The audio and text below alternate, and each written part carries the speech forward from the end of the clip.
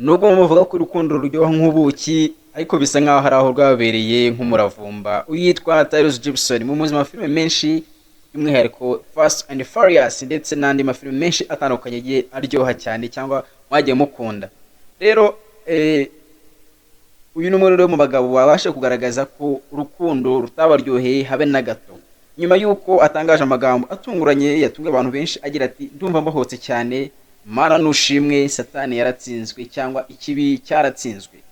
Aha ni nyuma y'uko babahaye divorce we n'umugore we Samantha Jefferson mu ibaruwa ndende yashyize ku mbuga nkoranyambaga yavuze ati nyuma y'imyaka 4 n'igice yirukanka mu nkiko atakaza arenga miliyoni 2 z'amadolari mu butabera ndetse atakaza andasaga miliyoni 50 z'amadolari mu bintu bitandukanye mu ngaruka za divorce.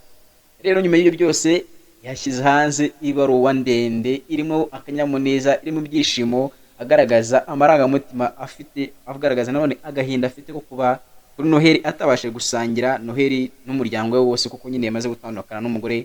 Ariko nyuma y'ibyo byose yabaye ati Mana nushimwe, Mana wakoze cyane, ubu none wongeye gushaka ahantu ngiye kurira ibiruhuko, ati ibintegereje imbere byiza cyane kurusha ibyo mazemo imyaka 4 n'igice nyuramo. Rero ana amagambo Tyrese Gibson mukunda cyane yatangaje kuko agaragaza ko urukundo cyangwa umubano we na Samantha Jefferson utamuryoheye, ndetse n'ikindi aravuga ati Samantha, iryo zina Jefferson uri kuri mu mazina yawe kuko iryo zina ntabwo ari ryawe.